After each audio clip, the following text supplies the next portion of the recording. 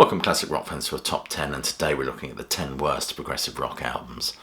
The poet Alfred Lord Tennyson wrote, "Come my friends, 'tis never too late to seek a newer world." And therein lies the problem, as the undoing for many of these bands is the desire to be relevant in the 1980s.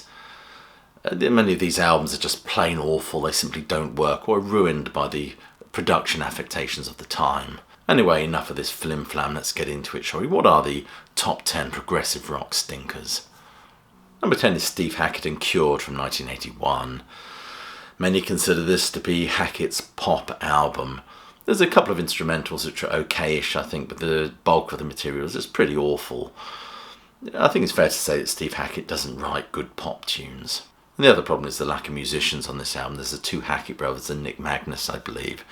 The drumming completely neglected, replaced by a cheap-sounding drum machine. This is one of those albums I pinpointed in my little introduction. An album that's ruined by the desire to be relevant, I think, in the 1980s. By and large, most of the albums on this list are kind of like that. Not all of them, though. Interestingly, Steve Hackett said of this album, "The 80s was a time of great pressure where everyone was under threat of losing their contract with their respective companies. You were forced to reinvent yourself to some degree in order to be able to continue on, or so it seemed to me." On the whole, I love the bulk of Steve Hackett's catalogue. There's only a couple of his albums I really don't like, and this is certainly one of them. Number 9 is Yes, Heaven and Earth from 2014. The poet Gwen Harwood said, "Words can never contain, as music does, that unsayable grace." This album certainly contains grace, I think, like the best of Yes. But like the worst of Yes, it has no edge or defining principle to it. It's this colourless prog pottage. This is the sort of thing you'd put on to ignore, or maybe you'd hear in the supermarket as you were perusing the cheese counter looking for a bit of ghastly, heavily processed shite. That being said, I do rather adore the track Believe Again. Worth a listen, I think. And this album perhaps is worth listening to because it is the last album that Chris Squire played on. More's the pity. Lovely artwork, but overall a complete snooze fest. Number 8 is The Astonishing by Dream Theater from 2016. James LaBrie is absolutely fabulous on this, as he uses his voice to represent like 7 different characters, from Colonel Mustard to Professor Plum. Now, that is astonishing. And there's plenty of quality material here, but I just have an issue with the pacing, which makes this whole thing feel like a bit of a sonic trudge.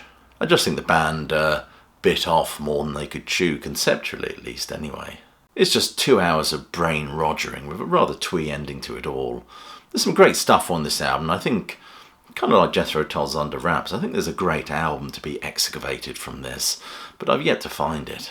But like a typical Dream Theater album, there's lots of interesting sonic twists and turns. They all try to connect themselves with the narrative of the album, but ultimately failing. Number 7 is Supertramp, Free as a Bird from 1987. Now, some of you might argue that Supertramp are not prog. They're more kind of art rock. They certainly straddle a few fences between progressive rock, art rock, to just outright pop. But I think if when Rick Davis seizes the reins more, we get a more sort of progressive, jazzy, blues direction with this band. But this is their weakest album of all, as they try to revamp their sound more modern, incorporating synth, dance beats and drum machines. I mean, check out It's All Right, which is the opening track of the album, which is an ironically titled track if ever there was one. The oily production associated with the decade is very grating on this album. In fact, it makes Phil Collins' 80s stuff sound edgy. But like a lot of albums from the 1980s, it just hasn't aged well, with a slathering of cheese, more cheese than a Papa John's, in fact. And what a falling off was there from Crime of the Century, a title that would probably be befitting of this album. Nevertheless, there are some catchy hooks and melodies. The best track's an awful thing to waste, and it doesn't matter. Number 6 is Gentle Giant and Giant for a Day from 1978. Many prog bands were guilty of trying to produce, I should lower my voice here, radio-friendly albums. And Gentle Giant traded in their musical brilliance and innovations for rockers in 4/4 time and the occasional 5-minute ballad. The cartoon cut-out cover is symptomatic of a band perhaps wanting to forge a new identity, whilst clinging to the old, a bit like having your prog cake and eating it.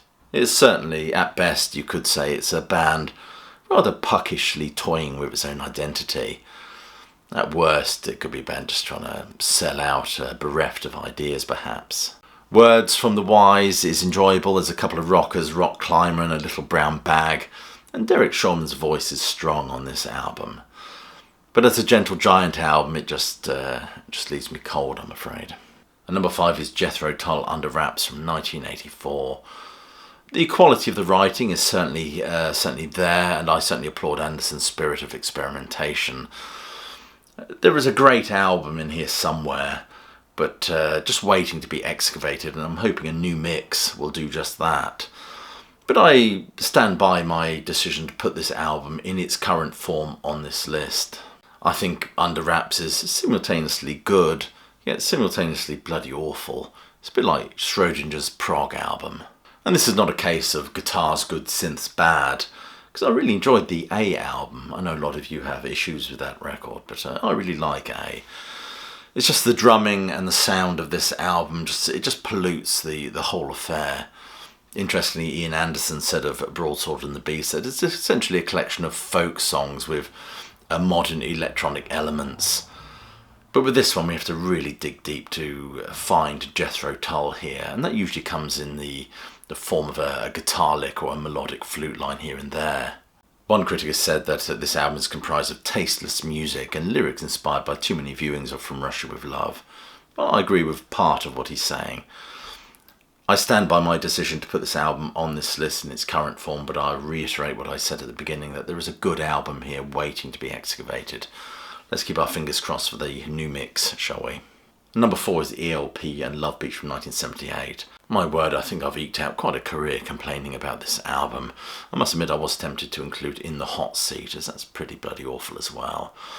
I get the impression the band were just tired and uninspired when they made this album. Cole Palmer has dismissed this album as absolutely dreadful. But you cannot beat Love Beach for that what the F moment, quite frankly. I mean, After the Works, that in itself is a project that many feel is a little bit disjointed and patchy. At least with this album, they seem to be singing from the same hymn sheet. It's just the wrong hymn sheet. Keith Emerson seems somewhat diminished on this album in favour of Greg Lake's tunage, which in the words of one critic absolutely saturates Love Beach with his own interpretation of the musical shifts that were happening at the time. And therein lies the problem, which is one that I addressed at the very beginning of this video. And I have to say Carl Palmer shot his bolt during the Works project, because on this one he seems to just be tapping along to a kind of a colourful array of pop tunage. Then we get the cover, where the band were obviously infected with a heavy dose of Saturday Night Fever.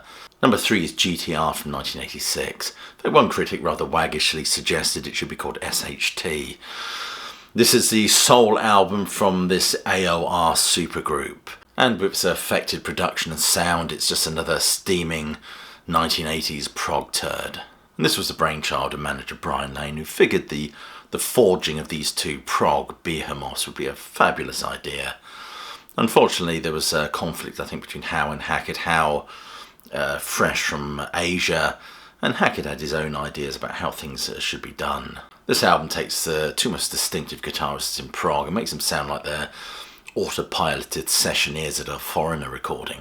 The problem is there's no chemistry between them, and rather than trading licks and feeding off each other, they just seem to be stepping forward at their pre-scheduled times to play something. There are some interesting moments on this album, but overall it feels like a bit of a missed opportunity. Number 2 is the Sicilian Defense by the Alan Parsons Project from 2014. I read somewhere that this was recorded in 1979, about the same time as their Eve album. I heard it was used as a kind of a negotiating tool in terms of a new recording contract. But the proviso was this was never to be released, or certainly that was hoped by Alan Parsons. In fact, he said in 2005, the Sicilian Defense was our attempt at quickly fulfilling our contractual obligation. The album was rejected by Arista, not surprisingly, and we then renegotiated our deal for the future and the next album, The Turn of a Friendly Card. The Sicilian Defense album was never released, and never will be, if I have anything to do with it. I've not heard it since it was finished. I hope the tapes no longer exist. But unfortunately they did exist, and it was a tape mainly of instrumentals, partly in tribute to Eric Wolfson, who plays piano on every track on this album. There were no standout numbers on this album at all, and it really should have stayed in the can. Number 1 is Triumvirate and the album Russian Roulette from 1980. The 1980s Golden Prog Turd is awarded to this one. It's a messy splodge of kind of new wave reggae. It's hard to know what really is going on with this record. It certainly lacks the majesty of their best stuff. You know, some have said that this band are just like kind of a German poor man's version of ELP, which seems a little bit unfair, because I think this record bears no resemblance to their best material. It's kind of a proggish melding of Kajagoogoo with a Tubeway Army tribute band in the worst possible way, with a bit of Eddie Grant thrown in. I must admit, I hope I never have to hear Party Life ever again, or Electric Avenue for that matter. It's clear that something went terribly wrong here, and this is my #1 prog stinker.